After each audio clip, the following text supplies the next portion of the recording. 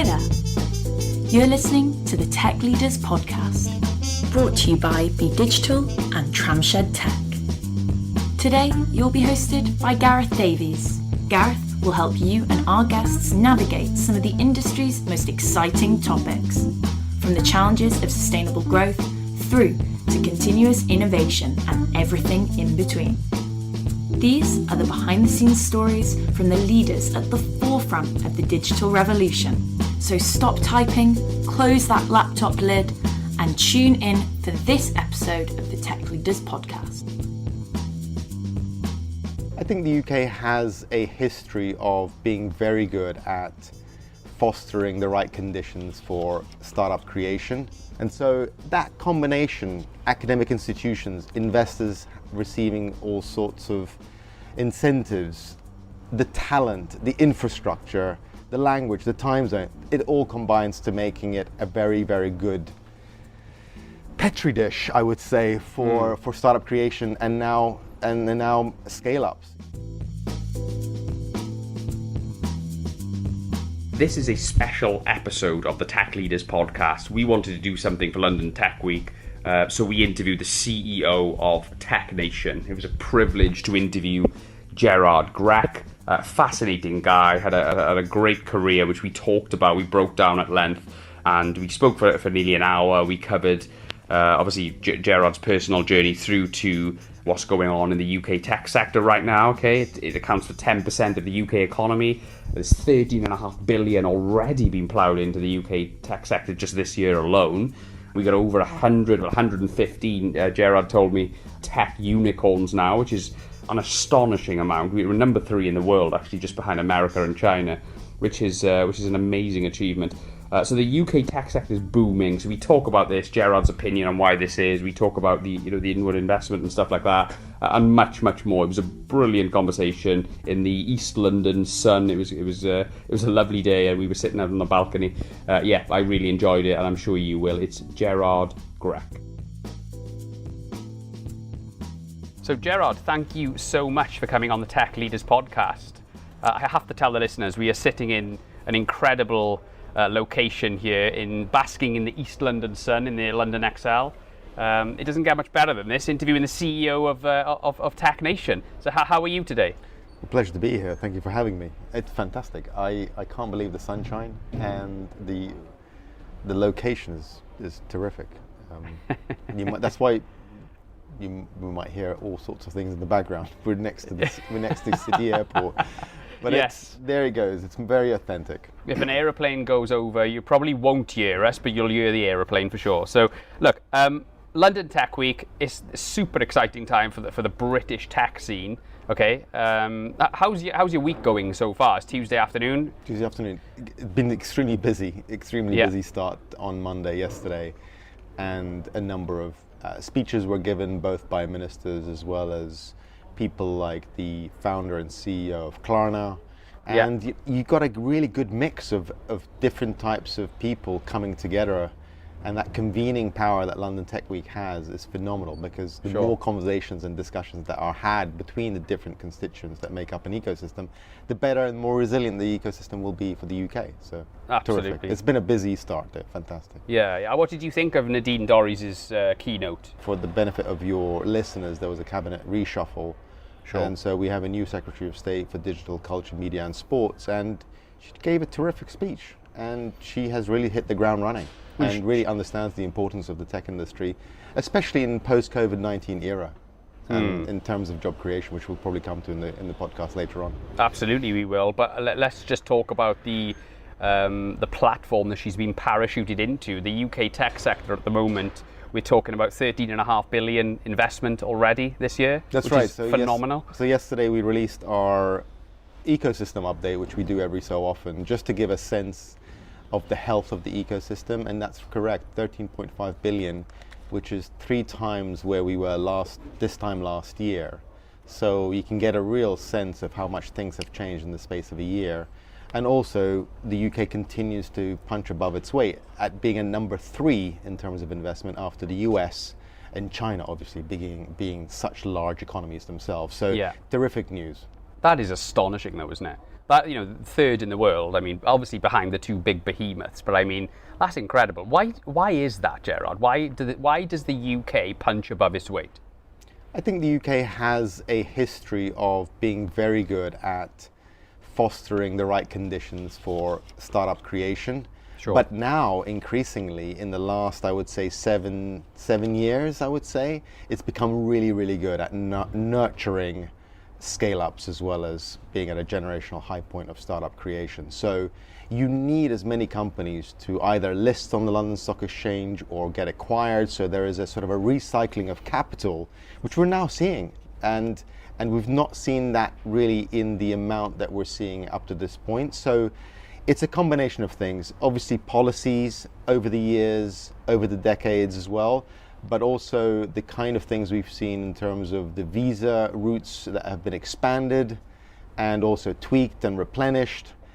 We've also seen the amount of investment coming in because of the tax breaks you can see on early stage investment. Sure. That all adds up, plus the fact that obviously it's English language, time zone, and the fact that you've got, we are sitting here within 40 miles of 5 of the top 10 universities in the world.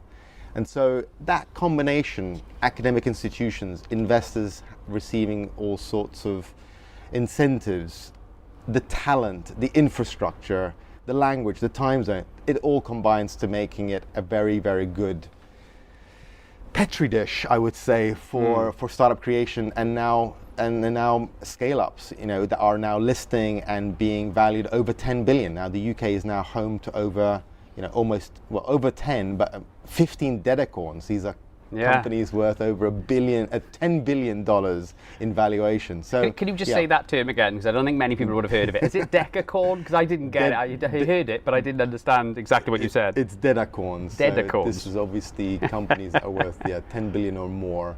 Sure. Versus the types that we see, which are unicorns. And there's 10 in the UK, you said, yeah? 15 actually. 15? Wow, yeah. okay. Yeah, that's right. Well, I read there's 108 unicorns, and 15. Is that accurate? Yeah, so that's right. So we reached the 100th unicorn around about June, July, and since then there's been a real acceleration. So we've already reached 108. Right. And we're now in mid-September, and at the moment it is likely to go roughly about 1 unicorn every 2 weeks at this rate.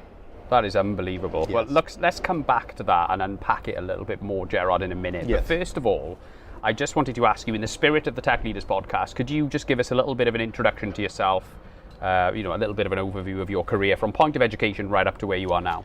Sure. So I'm the founding chief executive of TechNation. TechNation is a growth platform for scale-ups based in the UK.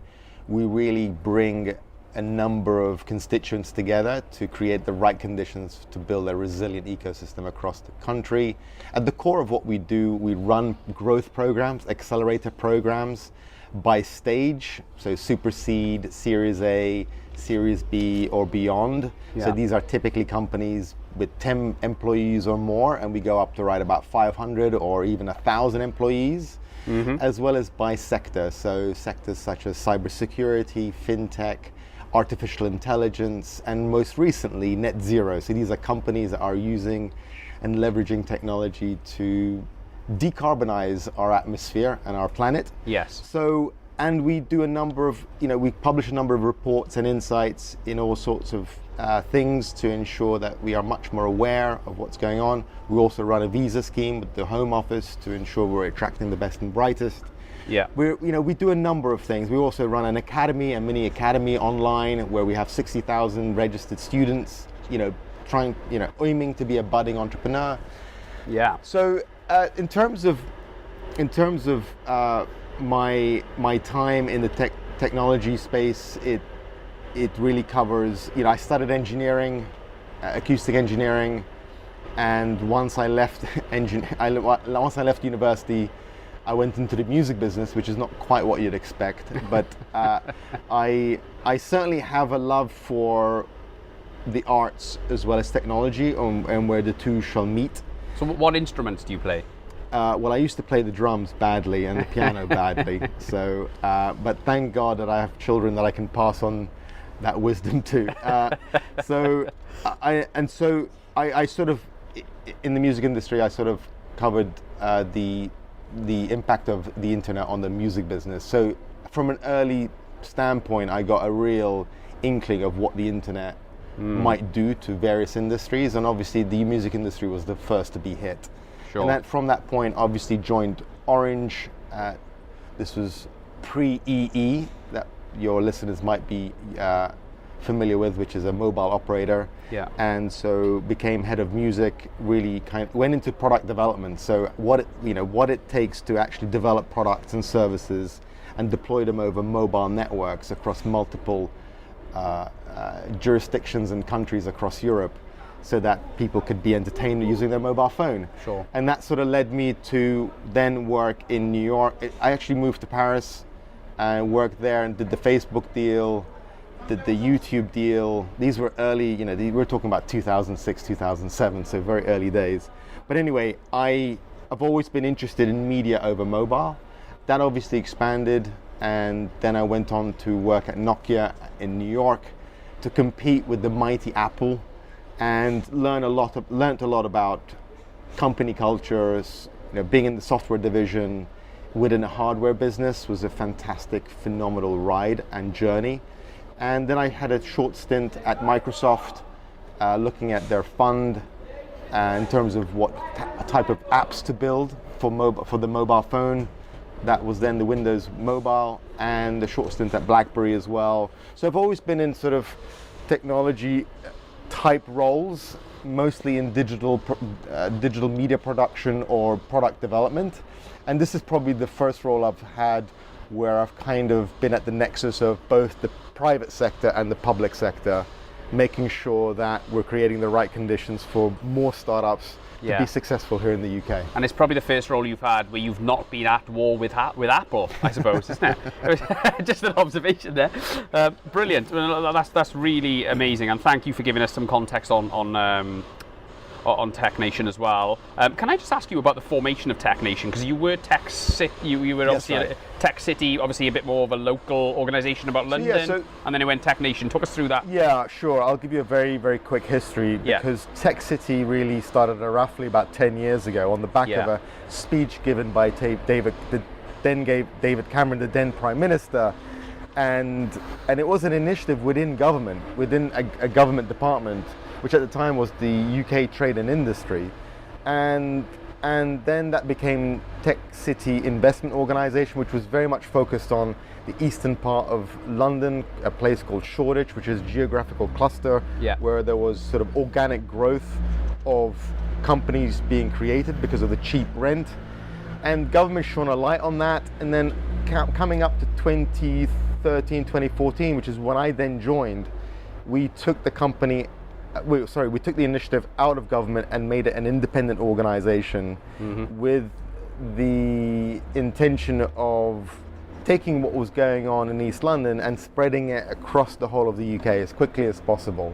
Absolutely. So it became Tech City UK, and then we initiated a program in the north of England across 7 cities to replicate a little bit of the success that we were seeing here in Shoreditch, but obviously very much localized in the best way possible for the north of England, and that was called Tech North. And then in 2017, we amalgamated everything under one banner called Tech Nation, with the intention of building a very national, truly inclusive ecosystem where we're sort of making sure that entrepreneurs, wherever they're based, regardless of their geography, had shared ambitions with others to learn from each other.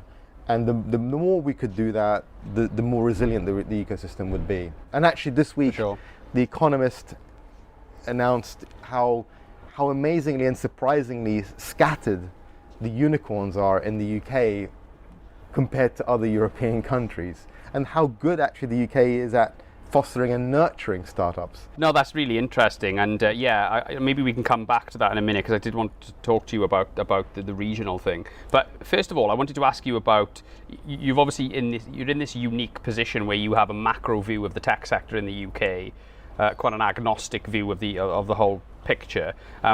So I'm just really keen to understand, or maybe interested to hear your take on what the most significant impacts and changes that you've seen as a result of the pandemic, as a result of 2020. What's shifted, what's changed, what's here to stay, do you think?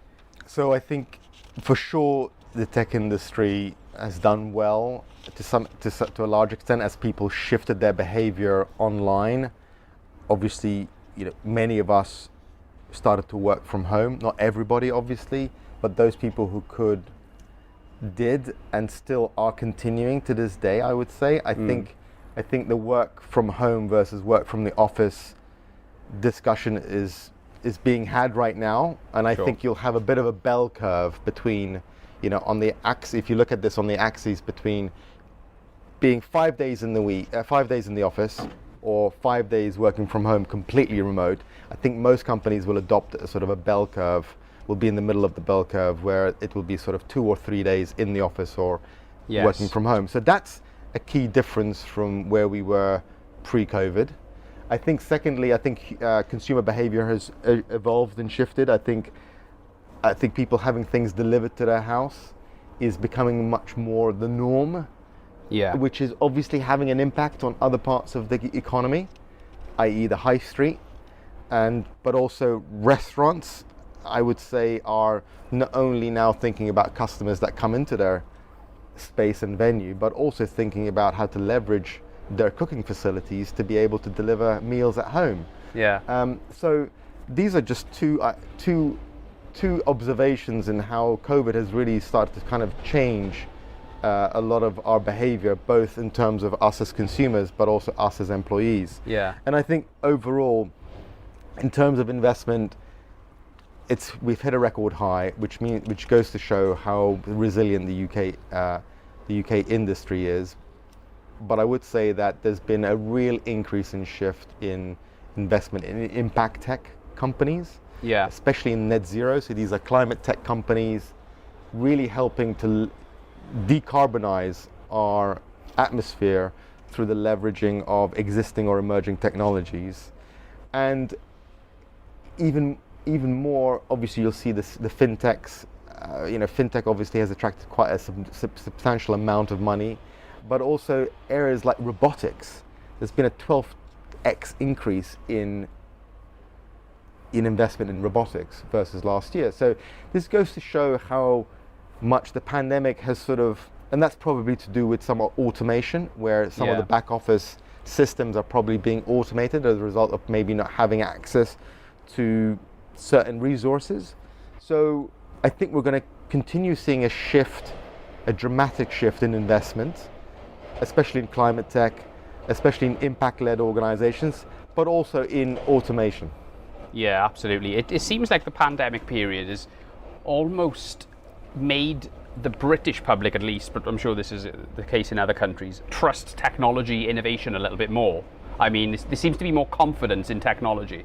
That's what sort of an observation that I've discussed with people before. But one other observation I've had, Gerard, is the fintech sector. Okay, the fintech sector over the last 18 months seems to have gone from strength to strength to strength, and is now one of the strongest areas of the general tech scene in the UK. Would you agree with that? And do you think what is your forecast for the tech sector over the next couple of years? Yeah, for sure. Fintech is definitely a jewel in the crown of the UK economy, and obviously, one of the reasons why the UK is at the forefront of this in this space is because of after the crisis in 2008 and 2009, there was a real entrepreneurial boom. In fact, when you look at the statistics and the data, after every crisis, there's always an entrepreneurial boom. Yeah. And fintech was one of those areas where the conditions were right. The financial regulators stepped up and really did what it needed to do in ensuring that it was putting forward policies that created the conditions for more innovation to come through. And the sandbox, which is one of the initiatives that have come out of the FCA, is looked up to from all around the world. So that in itself was an instigator of startup creation, because obviously the more you can test your business model through the more you can really test your business model through a sandbox, the more prepared you are for it to scale properly. So, sure. and whilst also protecting consumers. So I think, look, we're sitting here not very far from the City of London, and you've got over 250 international banks based here globally, right? So, and we're not that further away from where lots of startups are. So that London itself, you've got basically Silicon Valley, New York, Philadelphia, where there's a lot of big insurance companies in the States, all in one place, right? Yeah. And so that's why you've got the right conditions for fintech to really thrive and continue to grow at the rate that it is.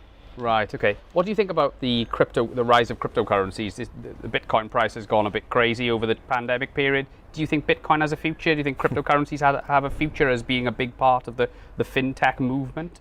I think Bitcoin obviously sits on a very important technology that's becoming increasingly important, which is blockchain, right? So I think that's where the attention should be paid for now.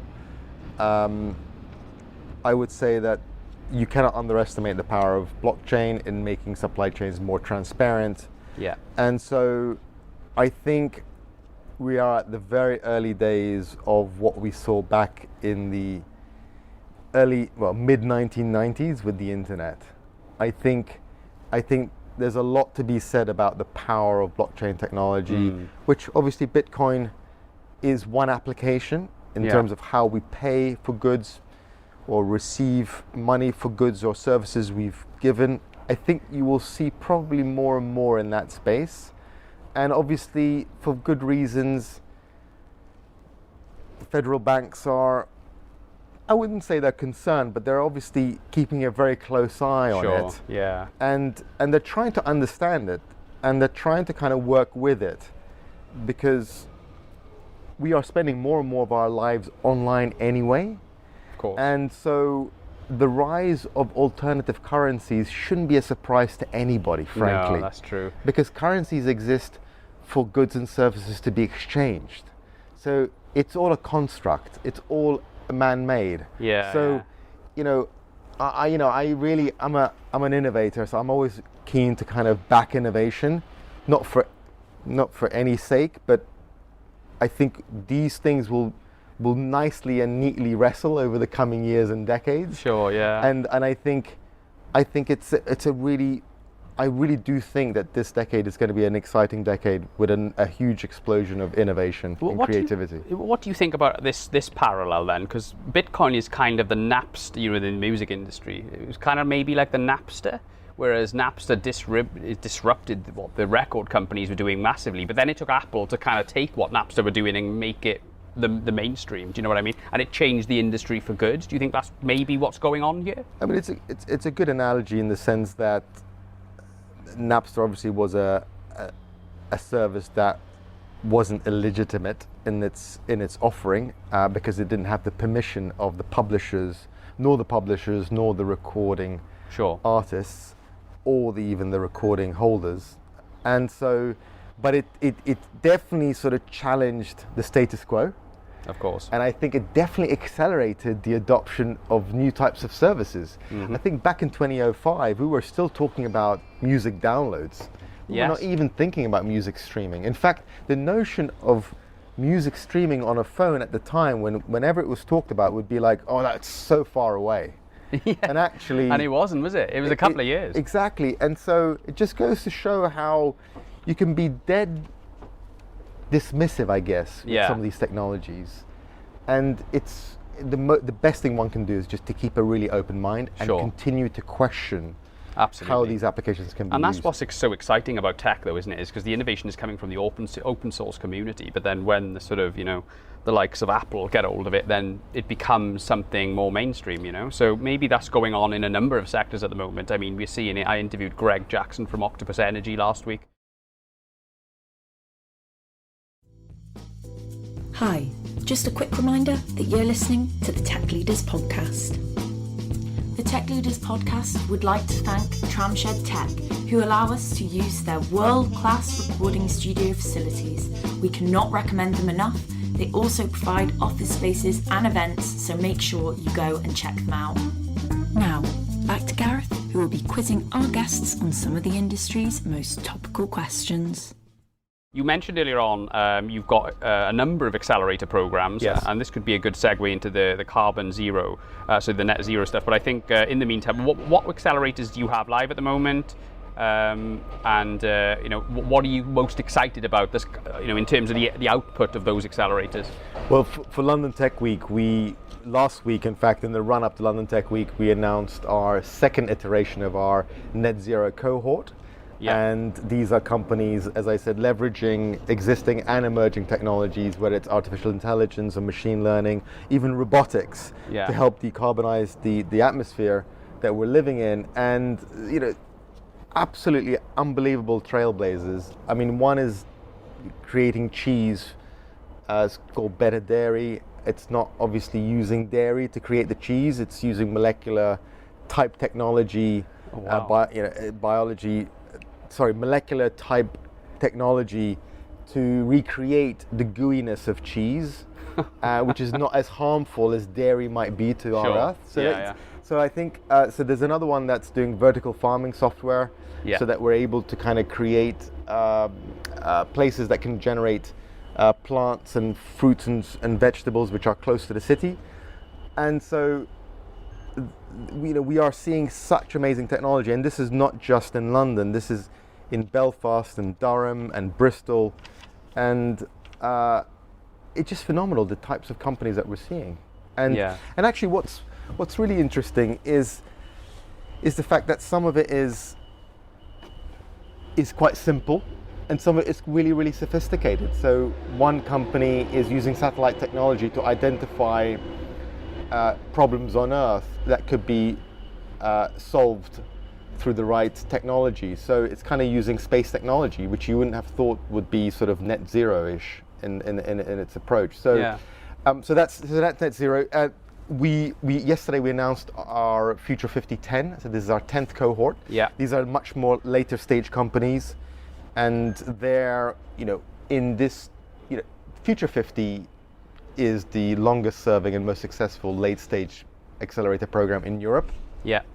And almost 200 companies have come through there, and we've seen over $15 billion raised in the last 7 years from those companies. And yesterday we announced 15 more companies to join Future 50, and you saw companies such as What 3 Words, which your listeners might have heard of. I'm a big fan of that, by the way. That's great. It's brilliant for me, that idea. I hope they do well. Very much so. And also Hopin, which is a virtual events platform.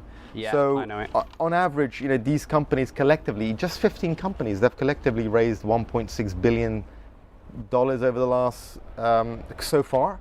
And this is just obviously the beginning of their journey, and we're delighted to see them join the cohort, because obviously they'll learn a lot from each other in terms of how to continue scaling at the rate that they are.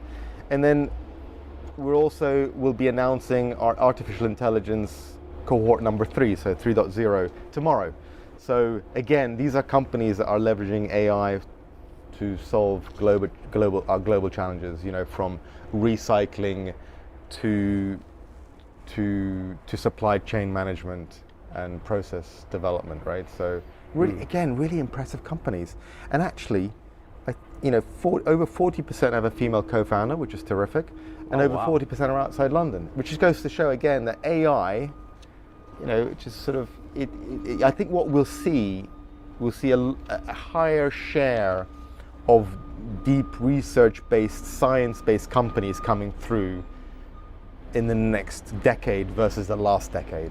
Yeah. So the last decade, I would say, it's been more tech-enabled businesses, so leveraging technology to be a better store or better retailer online. I think now we'll see much more sort of deeper tech-type companies coming through and becoming unicorns. Sure. I read in the Financial Times, you think you were quoted about saying that the next 100 unicorns are going to come from deep tech. Can you explain what you mean specifically by deep tech? Yeah, deep tech, for simplicity, is really sort of research-based or science-based startups that then go on to become scale-ups, right? Yeah. And so in that regard, the profile of the company's growth is slightly different to an e-commerce business, which may be profitable within a couple of years. Sure. With a deep tech company, it can take a lot longer to find the minimal viable product with the customer or consumer, and so it might need a lot more investment, what we call patient capital in the industry,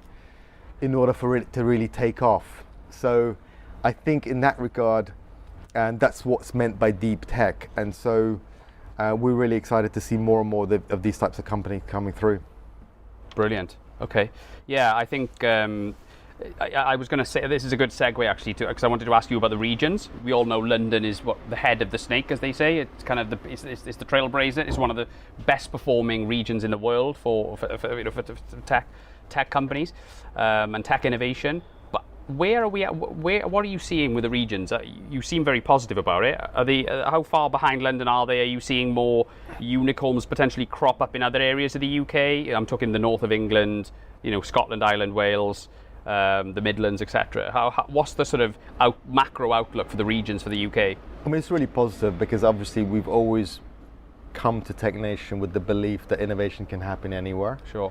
And when you look at the statistics and data, and you compare the UK vis-a-vis other European neighbours, you can really see for oneself just how spread out these unicorns are. So Manchester, Bristol, Oxford, Cambridge, Edinburgh, and don't forget Cardiff. Cardiff, absolutely, with Amplify, a great company. Amplify we've known for years. Oh yeah, we're based in the same building as Chris. So, we knew them when they were sort of growing so quickly, they were knocking their walls down within their office just to keep on expanding. So I would say that when you tend to look at other countries, it tends to be all based in the capital city. Sure. And that's okay, because obviously capital cities are very good at attracting ambitious people, and also they're really powerful places where they're high in productivity. But I think here in the UK, you've got great universities spread out across the whole of the UK. And when I was talking about the fact that these companies are deep research based, the fact is that a lot of these companies do spin out of university campuses. Yeah. And I think increasingly the notion of entrepreneurship and academia, they're not mutually exclusive anymore. And so that's why you're seeing such a fantastic spread of unicorns, but also any healthy company coming out of anywhere, such as Belfast or Glasgow or Edinburgh. So there's definitely been, so the investment pie has gotten bigger, and the share is getting larger outside London, but we'd like to see it go a lot faster. And obviously this government is very committed to levelling up, which means being able to say that talent is everywhere, opportunity is not. How do we change that? How do we make sure that anybody based anywhere has access to the opportunities that they deserve? Yeah, absolutely. How much of that 13.5 billion then, Gerard, is coming from overseas? How much, Great question. How much international investment is coming into the UK? So look, I can give you a statistic which is really interesting, because the 2016, which is when Brexit happened, 50% was outside the UK and Europe, I think it was. And since then, it's actually increased to over 60%, which just gives you an idea of how international these investments are, which on the one hand is very, very positive, because it will obviously encourage companies to be thinking as globally as possible. But the other thing to note is to make sure that we do want to see UK pension funds being part of this success, and we want to see domestic success, i.e. domestic money going into domestic companies, so that there's a stronger, more recycling of that capital that will help the UK. So it's getting that balance right. But to answer your question, we've seen a higher share come from international, because they honestly see fantastic talent here that they don't see elsewhere. Brexit is already baked into their valuations, and as far as they're concerned, they want to see a return on investment, and they can see that the UK is extremely strong in that regard. Yeah, absolutely. I completely agree. I think so. Look, let's talk about the net zero pledge. Okay. Yes. So we talked about the accelerator. The net zero pledge is more geared towards any company, really, isn't it? To sort of pledge to cut emissions and cut carbon emissions or whatever, and just comply with a certain set of rules. You've got a toolkit, I believe, as well, that you can help them achieve this goal with. I noticed I drove past a billboard yesterday, actually, and Sky have committed to getting to net zero by 2030, and there's many others like that. Talk us about the pledge. Where did it come? How did it happen? And what is it exactly? So a number of companies came together, actually led by a company called Bulb, which offer renewable energy to any household in the UK, and we want to make sure that the UK tech industry, but also any tech company, commits to net zero a lot sooner than 2050. Now, obviously, the UK was one of the first economies in the world to enshrine into law the commitment to net zero by 2050. Most countries have committed to 2050, bar Sweden, which is 2045. Yeah. Bhutan has already reached net zero. Oh, wow. So there you go. And so, we've got a lot of work to do. And I think so we said, what is it that we can do to encourage companies to A, be aware, B, know what to do, and C, convene in as many companies to come together and help each other and to learn from each other. So we thought a pledge that really committed people to actually gain baseline emissions for their company by the end of this year, with the intention of being completely net zero by 2030. And I'll explain a little bit more in a second.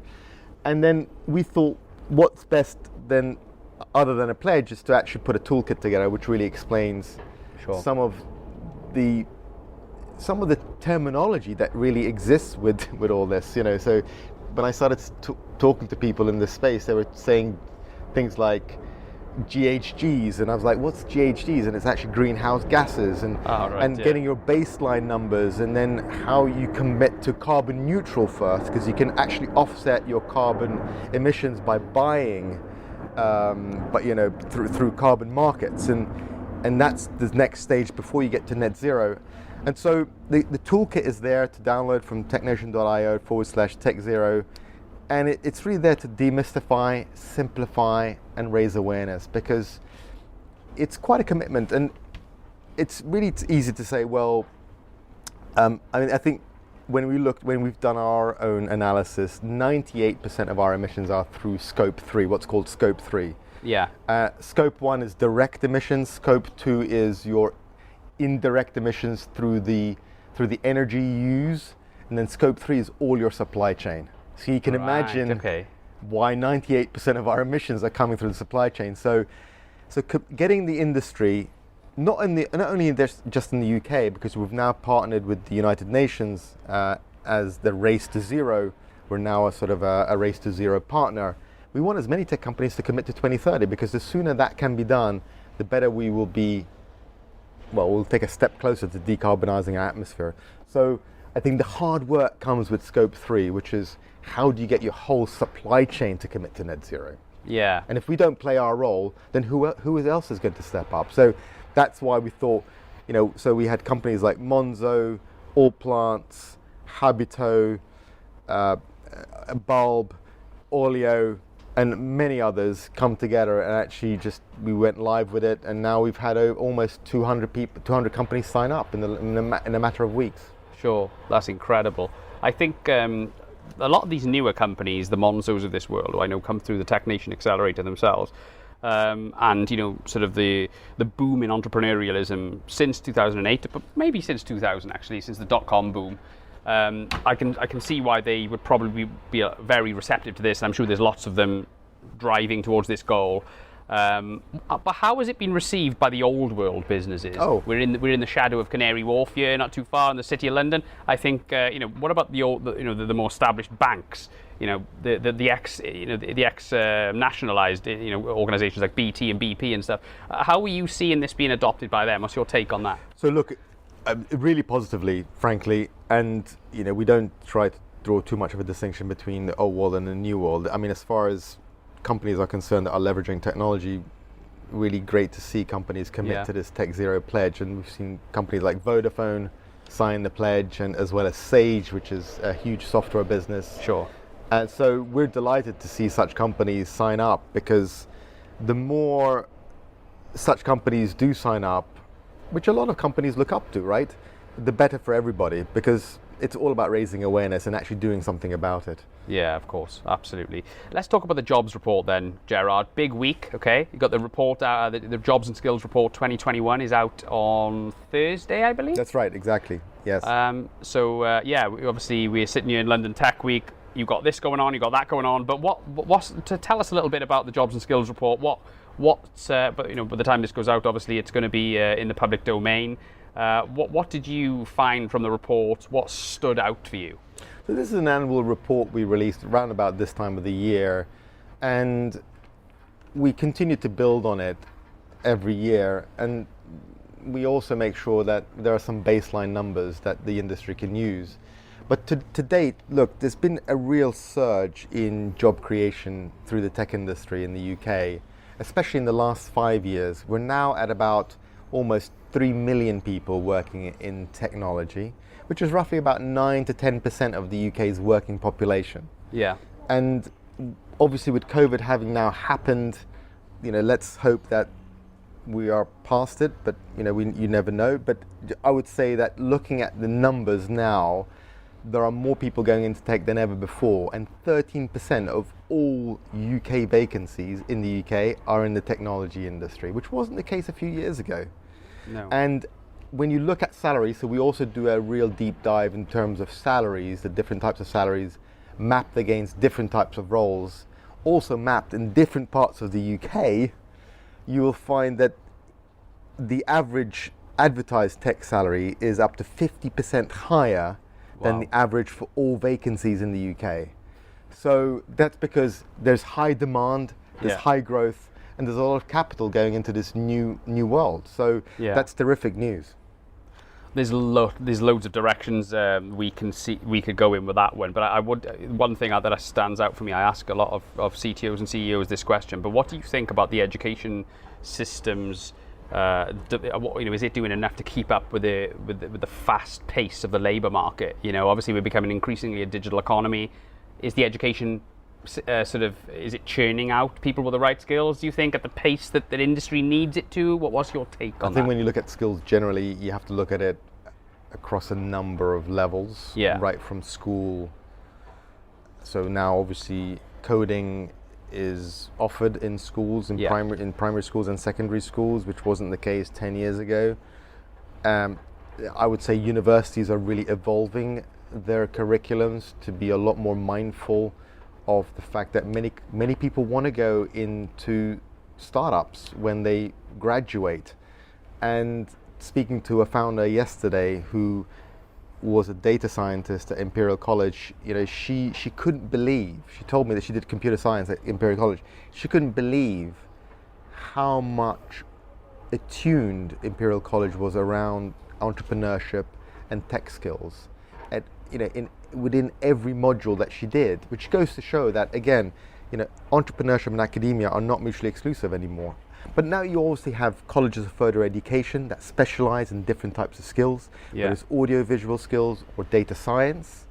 And then you've obviously got visas, which are helping to alleviate the pressures on the industry.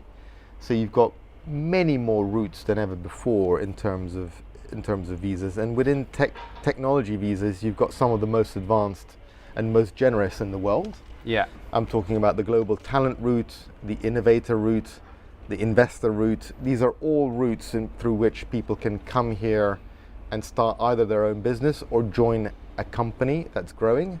And then you've got a lot more has been invested in lifelong learning, meaning the government during COVID, because obviously COVID had disrupted a number of industries and sectors, like the hospitality sector, right? Sure. And they knew that people would be coming out of the hospitality sector who might have been on furlough to learn new skills. And that's where these boot camps have come in. These are sort of 10 to 12 week courses online where you learn a new skill, such as JavaScript or Python as a coding program, or even something else like digital marketing with regards to increasing CP,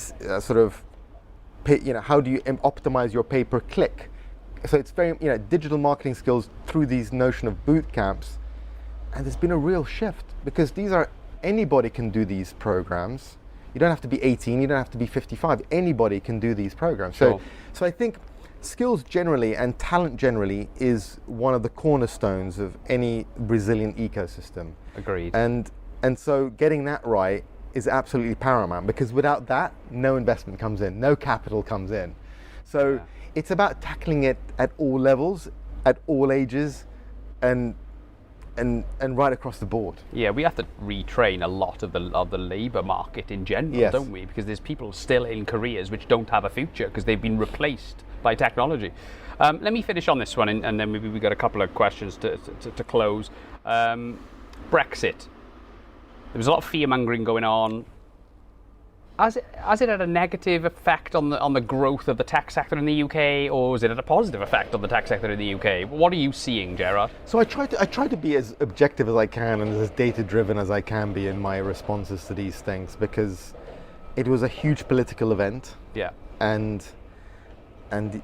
so what I would say to that is, when I look at the figures today, in terms of the amount of investment coming into the UK, in terms of coming directly into UK technology companies, and the number of deals as a share of the total number of deals and the total amount of value across Europe, the UK is at the highest it's ever been the case. So that makes me think, well, that's whatever your expectations might have been, that's a very, very strong position. And by the way, that is at all stages, whether it's seed, mid-stage or late stage. So I think as I said to you earlier, a lot of international investors have been investing money into UK companies with Brexit baked into their valuation. Sure. So they clearly can see that the talent is here, the conditions are really ripe for success. And I guess if you're an investor, you're sort of balancing risk and reward. And net, I think for a lot of investors I speak to, it's positive. So with everything baked in.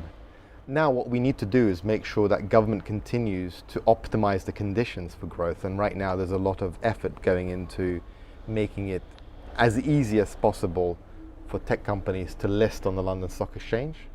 Because I think 10 years ago people might have said, well, there weren't enough startups, and then 5 years ago there were not enough scale-ups, and now we want to see more and more listings and IPOs. So how do you optimize the conditions for that to happen? And I think once you have that, which we're on a great trajectory to do so, because we've seen Darktrace and Deliveroo and PensionBee and so many other great Wise and so many other companies list, that obviously has created a number of wealthy individuals have then now become angel investors. And I'm seeing more angel investors than any before, and these are people who just invest in the next wave and next generation of companies. Sure. So the more we see that capital being recycled, the better it is for the UK ecosystem as a whole. Absolutely. So look, I'm positive. No time to be resting on our laurels for sure, but that's what makes the job and the role and the whole ecosystem exciting. Absolutely, and I totally agree with everything you said. I think it's a great answer. Tell us about Gerard outside of work then. I like cycling. I love a lot of racket sports, tennis, squash, badminton. I love my music when I get a moment to hear it or listen to it. And I love reading. I mean, I think it's important when you're sort of in this space that with so much change going on. Sure. It's really important to really read as many blog posts, books from people who've really either done it before or are doing it in different parts of the world. So much can come from anywhere now.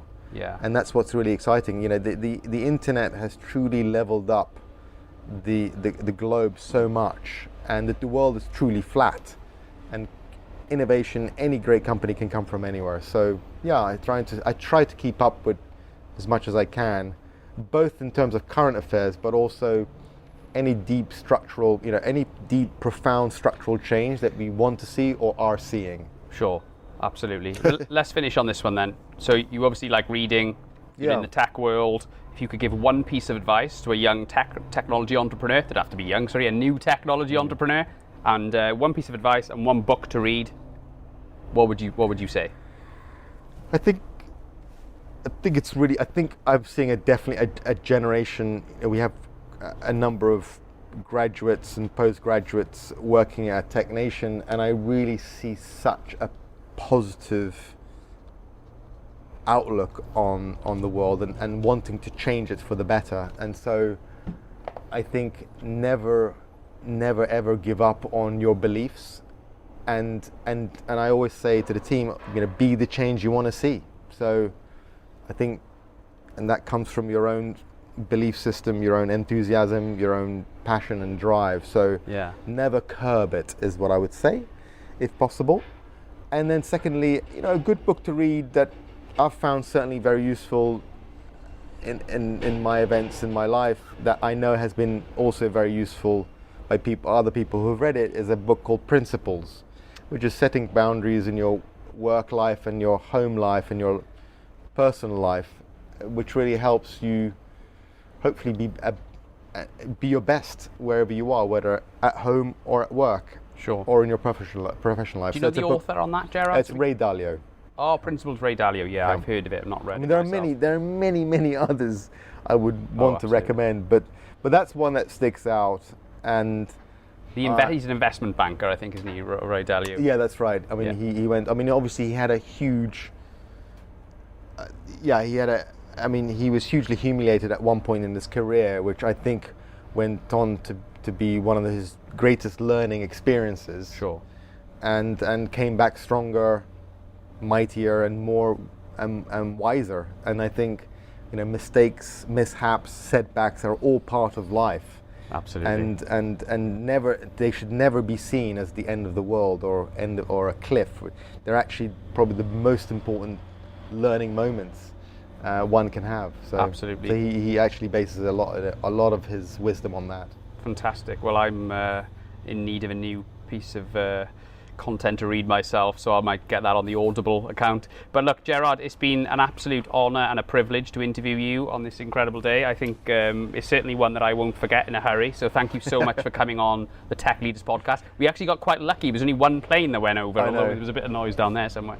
But thanks for coming on the show. I really enjoyed it. It's been an absolute pleasure. Please continue what you're doing. It's fantastic. It's really important that we raise as much awareness as possible about tech generally for any budding entrepreneurs or people who would like to be part of this wave of success. We need as many great people, whoever they are, to join this revolution. Absolutely. Well said. Thanks, Gerard.